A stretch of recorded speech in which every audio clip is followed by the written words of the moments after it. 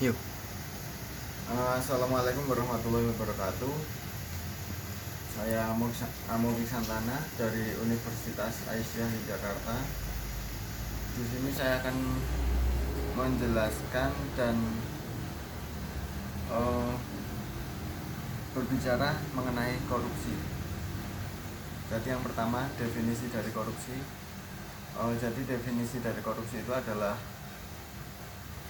sebuah penyalahgunaan, biasanya berupa penyalahgunaan jabatan ya, kebanyakan kalau di Indonesia maupun di negara lain. Penyalahgunaan jabatan yaitu mengambil hak milik orang lain yang bukan miliknya sendiri. Biasanya diambil haknya merupakan sebuah harta atau berupa uang. Jadi korupsi merupakan pengambilan hak milik orang lain yang berupa harta, biasanya seperti itu. Dan mungkin bisa dikatakan korupsi itu juga merupakan mencuri karena yang diambil bukan haknya sendiri. Korupsi hukumnya dalam Islam. Jadi kalau dalam Islam itu tentunya Allah menganjurkan kita, menyuruh kita untuk melakukan hal-hal yang baik. Dan tentunya mencuri itu bukan merupakan hal yang baik, berarti hukumnya haram. Dan hukumannya kalau dalam Islam itu mencuri bisa dipotong tangan hingga dibunuh, karena sebab tetapi itu semua tergantung besarannya. Misalnya kita korupsi 100 juta dipotong tangan, nanti ketingkatan selebihnya misalnya 500 juta kita dibunuh atau dengan cara yang lain. Intinya dalam Islam ketika terdapat mencuri itu bisa berupa hukuman fisik seperti itu. Selanjutnya, kalau menurut saya, mengapa sih banyak orang yang korupsi, mengapa sih banyak orang yang mencuri?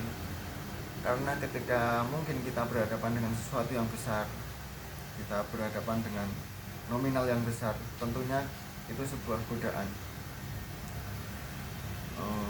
Tentunya itu sebuah godaan di mana kita ingin memilikinya hingga menggunakannya, seperti itu. Jadi semuanya, mengapa orang-orang korupsi itu?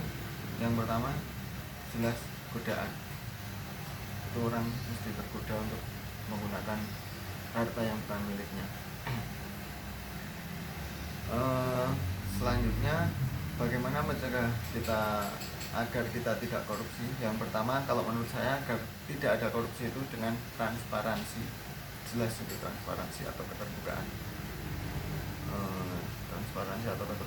Dan yang selanjutnya tentunya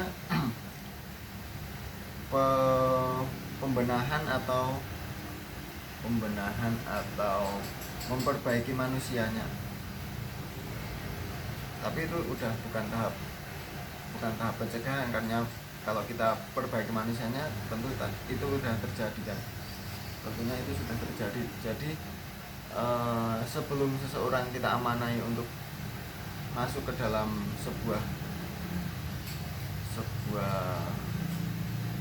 apalah namanya, institusi atau parlemen atau segala sesuatu yang berkaitan dengan, atau segala sesuatu yang di dalamnya terdapat uang yang cukup banyak, uang yang cukup besar, tentunya kita harus gimana ya, harus meyakinkanlah orang itu agar tidak berbuat korupsi. Selanjutnya kita juga harus mendampingi, kita harus mengawasi. Itu kalau menurut saya pencegahan untuk korupsi. Tapi segala sesuatu itu, sebuah kejahatan semuanya dikembalikan oleh manusianya. Jadi untuk mencegah itu kita juga misalnya dalam sebuah jabatan kita juga harus memilih manusia yang benar-benar agak benar lah. Saya belum bisa mengatakan benar, soalnya tidak ada manusia yang benar kecuali Rasulullah. Manusia yang agak benar, agak bersih, dan manusia yang yang mungkin kadar kadar godaan terhadap duniawinya itu sudah rendah.